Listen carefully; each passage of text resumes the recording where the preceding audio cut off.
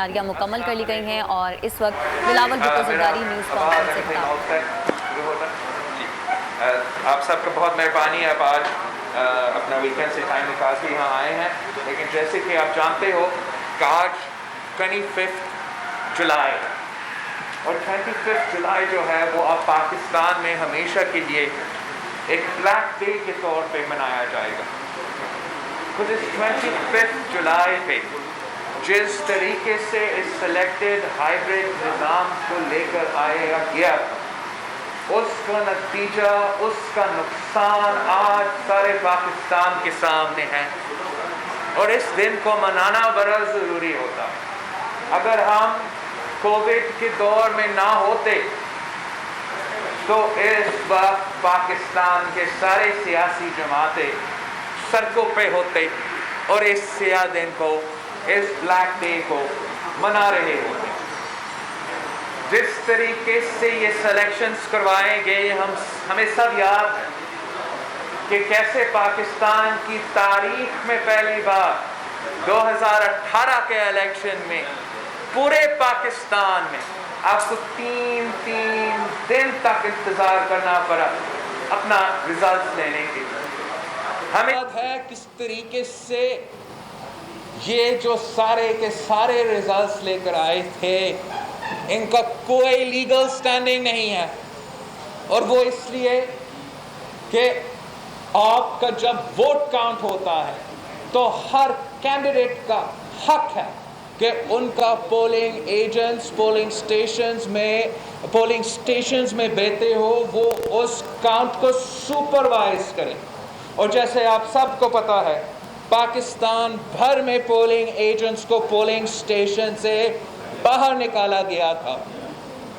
اس selections میں ہمیں سب پتا تھا کہ فارم 45 کا کیا اہمیت ہے، اور پاکستانی قوم کو یہ سمجھانا کہ فارم 45 کا کیا اہمیت ہے، اس میں عمران خان صاحب کا اپنا بہت ہی بڑا کردار ہے، لیکن 90% فارم 45 جو اس سلیکشن کے تھے وہ آج تک غائب ہے۔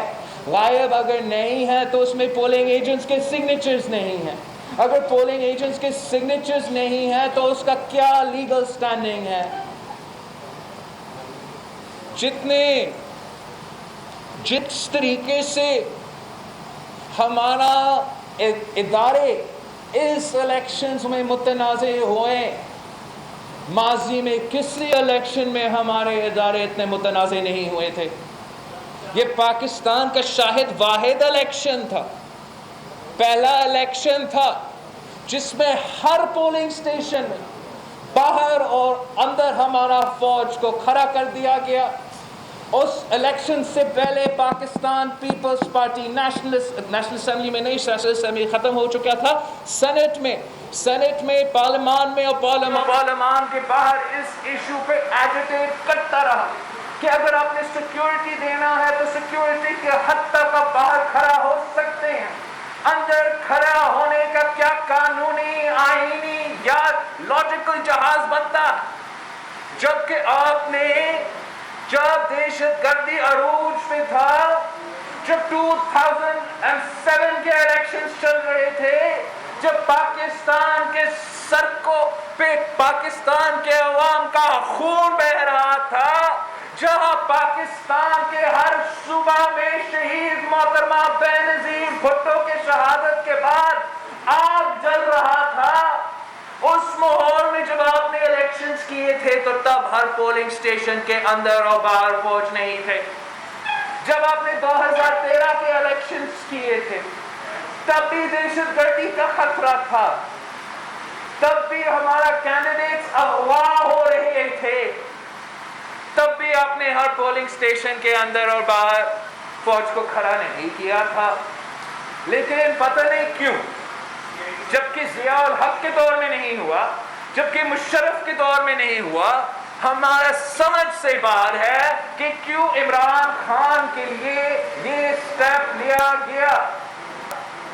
اس سے میں سمجھتا ہوں کہ ہمارا الیکشن پروٹیسٹ متنازع ہوئے، اور وہ لوگ جن کو متنازع کبھی بھی نہیں ہونا چاہیے، جن کو کبھی کسی بھی صورت میں کسی بھی سیاسی رنگ کو نہیں آنا چاہیے، جب آپ پولنگ سٹیشنز کے اندر ہوں گے، جب آپ پولنگ سٹیشنز کے باہر ہوں گے، جب چھٹی کلیکٹ کرتے وہ پول سلپ کلیکٹ کرنے کے وقت آپ وہاں ہوں گے، جب پولیس ایجنٹس کو پولنگ سٹیشنز کے باہر پھینکنے کے وقت آپ وہاں ہوں گے، تو پھر متنازع ہو جائیں گے۔ تو میں سمجھتا ہوں کہ جتنا نقصان اس الیکشن نے ہمارا سسٹم کو کیا تھا شاید ماضی میں اتنا نقصان نہیں ہوا، اور اتنا جو دہشت گردی کے واقعے ہوئے تھے اس الیکشن میں وہ بھی ہوئے تھے۔ ہمارا جو اس وقت کا الیکشن کمیشن تھا اس نے تو پرامن کا نام دیا تھا اس الیکشن کو الیکشن کے بعد، لیکن ہمیں پتا ہے کہ کیسے پورے پاکستان میں دہشت گردی کے واقعے تھے، کیسے پشاور میں دہشت گردی کے واقعے تھے، کیسے اس الیکشن میں بھی ایک اور بلوڑ خاندان سے تعلق رکھنے والے بلوڑ شہید ہو چکا تھا، کیسے شہید سجرانی صاحب کو بلوچستان میں شہید کروایا گیا، کیسے پنو میں دہشت گردی کا واقعہ تھا، کیسے الیکشن ڈے پہ میرا اپنا لڑکانہ میں میرا پولنگ کیمپ پہ بم دھماکہ ہوا۔ یہ تو خبر بھی نہیں تھا، یہ تو پاکستان کا بریکنگ نیوز بھی نہیں تھا کہ پیپلز پارٹی کا کیمپ پہ لڑکانہ میں دھماکہ۔ میرا پہلا الیکشن میں میرا پہلا ووٹ ڈالتے ہوئے آپ کے پاس وہ فوٹیج نہیں ہے، آپ کو میڈیا کو جن کا حق تھا، جن کو پاکستان کے عوام کے آنکھ بن کے ہمارے پولنگ سٹیشنز پہ اور اس پروسیس کو پہ نظر رکھنا تھا، آپ کو بھی ایکسیس نہیں دلوایا گیا، اور اس کے نتیجے میں جو الیکشن ریزلٹس نکلے پہلے دن سے کوئی لیجیٹیمیسی نہیں تھا، اور جتنے دن یہ حکومت اب حکومت میں رہ چکے ہیں اب سارے پاکستان ایک پیج پہ ہے، پاکستان کے عوام ایک پیج پہ ہے، ہر صوبہ سے تعلق رکھنے عوام ایک پیج پہ ہے، وہ یہ پیج کہ اس سلیکٹڈ عمران کو جانا پڑے، کہ اس سلیکٹڈ عمران نے جو نقصان پاکستان کی جمہوریت کو کیا ہے وہ آپ کے سامنے ہے، جو نقصان اس سلیکٹڈ عمران نے ہمارا معیشت کو کیا ہے وہ آپ کے سامنے ہے۔ تاریخ میں ہم اتنے برے معاشی صورتحال کے مقابلے کبھی نہیں کیے ہیں، اور آگے جا کے اگر یہ سلیکٹڈ رہے گا تو ہمارا معاشی حالات مزید برائی کی طرف چلا جائے گا، تو جمہوریت کو نقصان، معیشت کو نقصان، ہمارا سوسائٹی کو نقصان، لیکن سب سے بڑھ کر ایک پینڈیمک کے دوران جب ایک لیڈر نہیں لیکن کٹپٹلی راج کر رہا ہے، تو جس طریقے سے ہر پاکستانی کا صحت اور زندگی کو نقصان رہا ہے اور آج تک ہے، وہ بھی اس وزیر اعظم کی وجہ سے ہے۔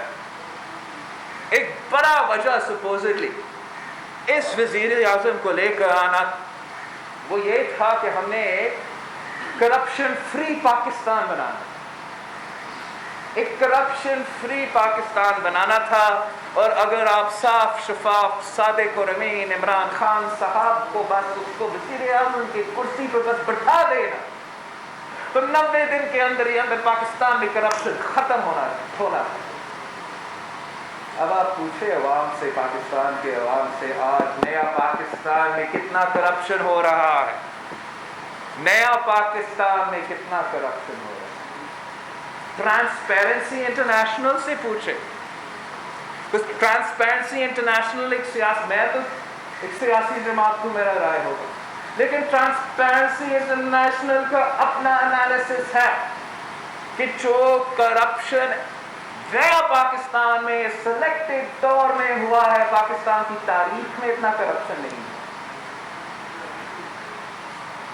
اگر اس عمران خان نے کہا تھا کہ اس نے کسی کو NRO نہیں دینا تھا، اس نے اپنا دور حکومت میں سب سے زیادہ ایمنسٹی اسکیمز چلوائی ہیں۔ ہر کرپشن منصوبہ کو پہلے جو سب سے بڑا وائٹ ایلیفنٹ ہے ہمارا، وہ BRT کا جو منصوبہ آج تک متنازع ہے، اس کو NRO دلوایا گیا ہے۔ سنا ہے کہ ان دوستوں کو مزید کام ملا ہے وفاقی حکومت کی طرف سے، اس پہ کرپشن، معلم جمبا کا کرپشن، بلین ٹری سونامی کا کرپشن، ہر منسٹر کا، ہر ایڈوائزر کا، ہر اسپیشل اسسٹنٹ کا جو ایسٹس ابھی ڈکلیئر کیے گئے ہیں، کیا کسی میں ہمت ہے ان سے پوچھنا کہ ان کا ایسٹ بیونڈ مینز کا کیس نہیں بنتا؟ خورشید شاہ کی طرح پہلا گرفتار پھر سوال پوچھنا کا کیس نہیں بنتا؟ عمران خان صاحب نے ہر مافیا کو NRO دلوایا، چینی چوری میں NRO، آٹا چوری میں NRO، تیل چوری میں NRO، اور سب سے بھر کر آپ کے سامنے کلبھوشن یادو کے لیے بھی NRO۔ وہ جس نے کشمیر کا سفیر بننا تھا، وہ آج کلبھوشن یادو کا وکیل بن چکا۔ اب آپ سب نے ہمارا وزیر قانون کا نیا شریف الدین پیرزادہ صاحب کا ناکام کوشش دیکھا اس آرڈیننس کا جسٹیفیکیشن دینا نیشنل اسمبلی کے کو۔ یہ کہتے ہیں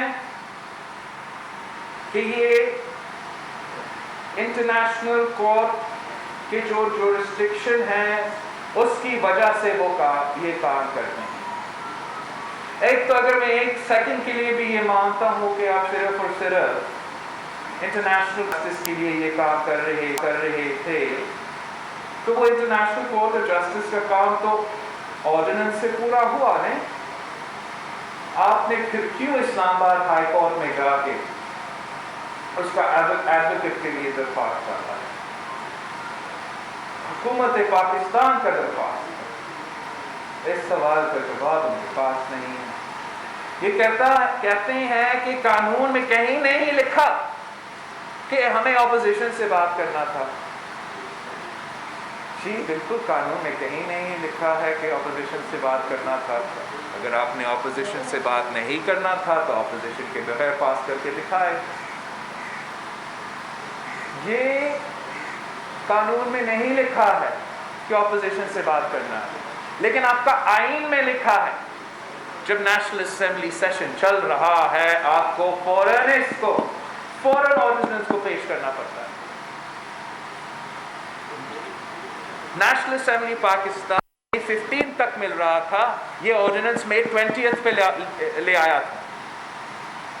پھر نیشنل اسمبلی آف پاکستان جون میں بھی مل رہا تھا، سینٹ آف پاکستان بھی جون میں مل رہا تھا، مسلسل ہم مل رہے تھے۔ پھر جولائی میں بھی ہم مل رہے تھے۔ تو انہوں نے پاکستان کی کانسٹیٹیوشن کو وائلیٹ کیا ہے جب انہوں نے اس آرڈیننس کو ہاؤس میں نہیں لے کیا ہے۔ اگر ہم مانتے بھی ہیں کہ آپ نے انٹرنیشنل کورٹ کا جورسڈکشن ماننا ہے، بھلے مانے، لیکن اس کا یہ نہیں مطلب کہ ان کا جورسڈکشن مانتے ہوئے آپ پاکستان کی آئین کے خلاف ورزی کر سکتے ہو۔ انہوں نے ایک پرسن اسپیسیفک قانون بنانے کی کوشش کی ہے۔ اگر ہم سے پہلے بات کرتے ہم جاتے کہ پرسن اسپیسیفک قانون تو آپ بنا نہیں سکتے ہو۔ حال ہی میں سپریم کورٹ آف پاکستان نے ایک قانون جو پچھلے حکومت نے واضح اکثریت سے پاس کروایا تھا، اس قانون کو اس بات پہ اسٹرائک ڈاؤن کیا کہ پرسن اسپیسیفک لیجسلیشن نہیں ہو سکتا۔ اس سے زیادہ پرسن اسپیسیفک لیجسلیشن کیا ہو سکتا ہے؟ کہ اس کا آرڈیننس کا سٹیٹمنٹ میں آپ نے کلبھوشن یادو کا نام لیا ہے. اگر نام نہیں بھی لیتے, صرف انٹرنیشنل کورٹ آف جسٹس کا ریویو کا اپیل کا فارم دلوا رہے ہوتے تو آپ کے کتنے کانوکٹس ہیں انٹرنیشنل کورٹ آف جسٹس کے قانون کے؟ تو یہ پرسن اسپیسیفک لیجسلیشن ہے. ان کا طریقہ کار غیر آئینی, غیر انلیگل تھا, اور اگر دال میں کچھ کالا نہیں تھا تو اتنا سیکریٹو ہونے کا وجہ کیا؟ آپ نے ہم سب سے کیوں چھپائے؟ یہاں تک کہ آپ نے پارلیمنٹ اور نیشنل اسمبلی سے کیوں چھپائے؟ اور ایک اور بات جو سب سے حیران کن بات ہے کہ آرڈیننس کے اندر انہوں نے 60 days دیے تھے کلبھوشن یادو کو اور بھارت کی کانسلیٹ کو اس آرڈیننس کا فائدہ لینا. اس 60 days میں نہ کلبھوشن یادو نے نہ بھارت نے اس آرڈیننس کا فائدہ اٹھایا, اور نہ ہی آپ نے اس 60 days میں یا اس 60 days سے پہلے پارلیمنٹ سے پوچھا. تو آپ کا ارادہ یہ تھا نا کہ ہمیں پتہ ہی نہیں چلتا کہ آپ کا چھپی ہوئی آرڈیننس سے جو آپ نے اخبارات میں بھی نہیں چھپوائے, وہ 60 days کے اندر کلبھوشن یادو آرڈیننس کا فائدہ لیتا. 90 days کے اندر آپ نے لے کرنا تھا, کام بھی ہو گیا اور ہمیں پتہ بھی نہیں چلتا. آپ کے لیے مسئلہ صرف ایک ہے کہ پاکستان پیپلز پارٹی نے کبھی بھی اس ملک کے نیشنل انٹرسٹ پہ کمپرومائز نہیں کیا ہے, اور کبھی بھی انسانی حقوق پہ اور انٹرنیشنل لا پہ کمپرومائز نہیں کیا ہے. ہم ان ساری چیزیں کو دیکھتے ہیں, اور جیسے ہی پاکستان پیپلز پارٹی نے اس ایشو کو پکڑا, سینٹ میں اٹھایا, پریس کانفرنسز میں اٹھائے, تو پھر آپ نے سوچا کہ یہ شاید مسئلہ بن جائے گا, ہم نیشنل اسمبلی میں لے کر. لیکن آج تک میں آن دا ریکارڈ ڈال رہا ہوں کہ حکومت نے پاکستان پیپلز پارٹی سے, میرا جماعت سے, مجھ سے کوئی رابطہ نہیں کیا, کوئی کانٹیکٹ نہیں کیا, نہ ہمارے رائے لینے کے لیے, ہمیں بتانے کے لیے کہ وہ اتنے بڑے کام کرنے جا رہے تھے. اور یہ میں سمجھتا ہوں صرف اور صرف غیر سیاسی کٹ پتلیوں کا یہ کام کر سکتے ہیں, جن کا سیاست کا کچھ پتہ نہیں, جن کو ہر چیز کو اپنا انا کا مسئلہ بناتے ہیں, جن کو سمجھ ہی نہیں آتے جب اپنے قوم کے لیے بڑے فیصلے لینے ہیں تو آپ کے اس پہ کنسنسس بنانا پڑتا ہے. ان میں نہ یہ صلاحیت ہے نہ وہ اہلیت ہے. ہر کرائسس کو وہ کیٹاسٹروفی میں تبدیل کر دیتے ہیں, اور جتنا دیر یہ حکومت میں رہے گا, پاکستان کا ہر کرائسس سے کیٹاسٹروفی میں تبدیل ہو جائے گا. اب میں جانتا ہوں یہ پریس کانفرنس زیادہ لمبا ہو چکا ہے, لیکن میرے سامنے پی ٹی آئی کا مینیفیسٹو بھی ہے, اور میں تھوڑا ٹائم اس پہ دینا چاہ رہا ہوں کہ اس مینیفیسٹو سے چلے, جیسے بھی ہے ویسے بھی ہے, سلیکٹڈ تو ہے, لیکن حکومت میں آئے, اور ایسے حکومت میں آئے ہیں جیسے کسی اور کو اتنا سپورٹ نہیں ملا. تو ڈلیوری بھی سب سے بہتر ہونا چاہیے, سب سے آگے ہونا چاہیے, کوئی رکاوٹ ہی نہیں. ہر وعدہ پہ پی ٹی آئی حکومت نے جو بھی وعدہ کیا ہے مینیفیسٹو میں, جلسے میں, وزیر اعظم صاحب کی طرف سے خود, ایک وعدہ بھی آپ بتائیں مجھے کون سا وعدہ پورا تھا؟ ہم نے کور کر دیا 90 دن میں کرپشن کو ختم ہونا تھا, وہ تو نہیں ہوا. پہلے 100 days میں آپ نے جنوبی پنجاب کا صوبہ بنانا تھا, ابھی تک فیصلہ نہیں کر سکتے کہ دفتر کہاں. انہوں نے 50 لاکھ گھر بنانے تھے, پتہ نہیں کتنے کروڑ پاکستانیوں کو بے گھر کر دیے. انہوں نے 1 کروڑ نوکریاں دلوانا تھا. تاریخ میں جتنے پاکستانی اس حکومت میں بے روزگار ہو چکے ہیں، ماضی میں کسی حکومت میں ایک وقت میں اتنے لوگ بے روزگار نہیں ہو چکے ہیں. پاکستان کی پورا کا پورا تاریخ میں ہم کبھی بھی نیگیٹو گروتھ میں نہیں آ چکے ہیں. اب یہ خود مانتے ہیں، اپنے اکنامک سروے مانتے ہیں کہ پری کووڈ کا لاک ڈاؤن وہ نیگیٹو گروتھ میں. پاکستان کی معیشت کو جتنا نقصان اس حکومت نے کیا ہے، ماضی میں کسی حکومت نے ہمارا معیشت کو اتنا نقصان نہیں پہنچایا ہے. ان کا چیپٹر 2 جو ہے مینیفیسٹو کا، وہ گورننس پہ تھا. اس کا پہلا ایک پوائنٹ ہے اس میں کہ انہوں نے نیب آرڈیننس کو ریویو کرنا تھا، اسٹرینتھن کرنا تھا اس کا mandate, independence and the appointment process for the NAB. اس کام پہ انہوں نے کوئی پروگریس نہیں دکھایا. انہوں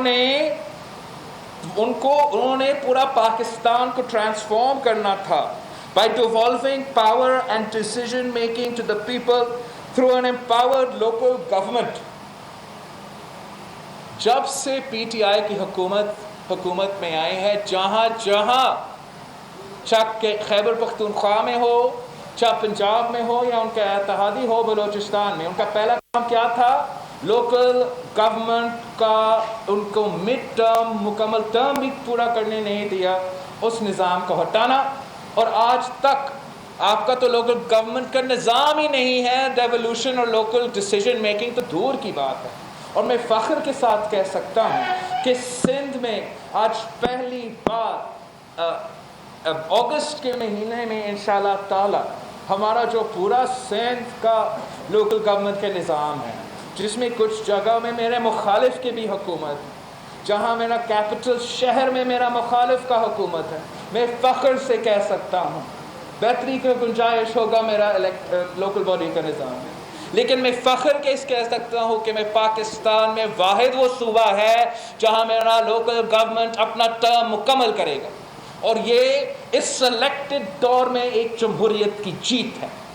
اور اب ان کو اپنے عوام کو اگلے الیکشن میں فیکس کرنا پڑے گا. اگر وہ مطمئن ہوں ان کے کام میں، ان کا محنت میں، تو ان کو پھر سے منتخب کریں گے. مطمئن نہیں ہے، کسی اور کو موقع ملے. ڈیولوشن ان کا بات کرتے ہیں، تنقید ہم پہ ہوتا ہے، لیکن ایک ہی جگہ ہے پورے پاکستان میں جہاں آج تک لوکل گورنمنٹ جاری ہے. انہوں نے وعدہ کیا تھا کہ وہ ڈی پولیٹیسائز ان کو کرنا تھا ہمارا پولیس کا نظام. اور اس کا جس تیزی کے ساتھ آئی جی چاہے پختونخوا کا ہو یا خاص طور پہ پنجاب کا ہو یا یہاں اسلام آباد کا ہمارا کیپٹل کا ہو، تبدیل ہوتے ہیں. اب کو اندازہ ہے کہ کتنے سیاسی طور پہ ہمارے پولیس اس وقت چل رہے ہیں. یہاں تک کہ وزیر اعظم صاحب کے جو جیسے وہ ہنی مون پیریڈ کا حکومت میں تھا، پہلا جو آئی جی انہوں نے نکالا تھا تو اس بات پہ تھا کہ ایک وزیر کے گھر پہ ایک جانور گھسا تھا اور اس بات پہ آئی جی اسلام آباد ہٹا. آج تک یہ ڈی پولیٹیسائز پولیس کا نظام انہوں نے پنجاب میں بھی انٹروڈیوس نہیں کیا ہے. انہوں نے بہت سے وعدے کیے ہیں، ہر وعدہ پہ مکر چکا ہے. انہوں نے وعدہ کیا تھا کہ وزیر اعظم ہاؤس جو ہے وہ یونیورسٹی بنے گا. آج تک وزیر اعظم صاحب تو وہاں ہیں. وزیر اعظم صاحب نے تو بائسیکل پہ جانا تھا دفتر ہر دن، ابھی تک وہ تو ہیلی کاپٹر پہ جاتا ہے. وزیر اعظم صاحب نے وعدہ کیا تھا کہ ہر صوبہ کا گورنر ہاؤس کو وہ یونیورسٹی میں تبدیل کریں گے. انہوں نے تو اپنے حکومت میں جہاں اپنی صوبائی حکومتیں ہیں وہاں بھی یونیورسٹی پہ تبدیل نہیں کر چکے ہیں. انہوں نے وعدہ کیا تھا کہ وہ ایک رائٹ ٹو انفارمیشن پہ They were going to facilitate a drive through legislative reform for the right to information, the right to service. And we will abolish the culture of secrecy. And we will ensure that all government actions, records, information are open to public scrutiny. अब national assembly के member होते हुए जो हमारा हक है आपके documents देखने के लिए, हमें नहीं देखने की इजाज़त देते, पाकिस्तान की आवाज़ है। ये पूरा का पूरा लिस्ट है, मैं आप सबके साथ शेयर करूँगा। हर वादा पे मैंने इन हक का हर पेज से मैं I gone through their manifesto and हर जगह से, हर मौक़िफ़ से, हर वादा से वे मुकर चुके हैं, यू टर्न ले चुके हैं, सत्यानाश कर चुके हैं, हमारा जमहूरियत का जनाजा निकाल दिए हैं, हमारा मईशत को तबाह कर चुका है। आज तक यहाँ तक कि हर पाकिस्तानी का फसल आज खतरा में है, हर पाकिस्तानी का सेहत और ज़िंदगी खतरा में है। इस सिलेक्शन का जो बोझ है पाकिस्तान के अवाम आज तक उठा रहे हैं। अब हमें फ़ैसला करना है कि हम कब तक इस पे इंसिस्ट करते रहेंगे कि इस सिलेक्टेड को ही रहना है, जो भी हाल हो हमारा मुल्क का, जो भी हाल हो हमारा फॉरेन पॉलिसी का, जो भी हाल हो हमारा मईशत का। ये फ़ैसला पाकिस्तान की अवाम को लेना पड़ेगा। मतीन हैदर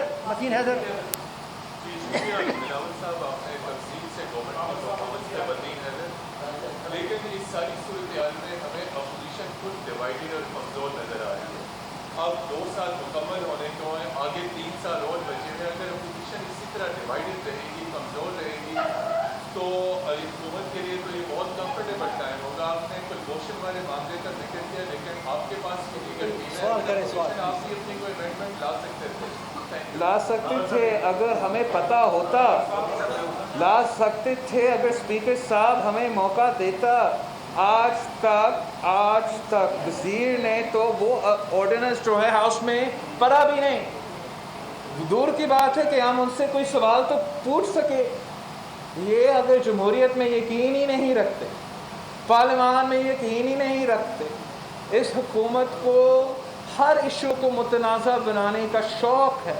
जहाँ तक अपोजिशन की बात है, ये हुकूमत ने जैसे supreme court of Pakistan justice बाकर का तारीखी फ़ैसला आपको बता रहा है, हर पाकिस्तानी को बता रहा है कि किस तरीके से नैब को पॉलिटिकल इंजीनियरिंग के लिए इस्तेमाल किया गया था, किस तरीके से मुखालिफ के ख़िलाफ़ इस्तेमाल किया गया था और आज तक इस्तेमाल हो रहा है।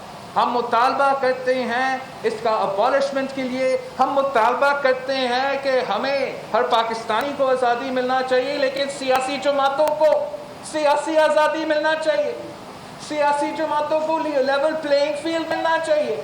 आज तक ना पार्लियामेंट में, ना मीडिया पे, ना सड़कों पे सियासी जमातों को लेवल प्लेइंग फील्ड दिया जा रहा है। यही हमारा शिकवा था जनरल इलेक्शंस में कि हमें लेवल प्लेइंग फील्ड नहीं दिया जा रहा है, और आज तक हमें लेवल प्लेइंग फील्ड नहीं दिया जा रहा है।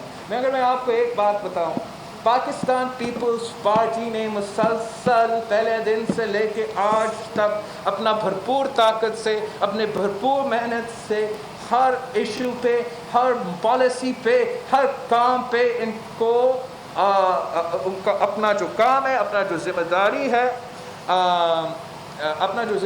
है, अपोजिशन का, वो अपने कैपेसिटी के हद तक पूरा किया। सर एक सवाल यहाँ से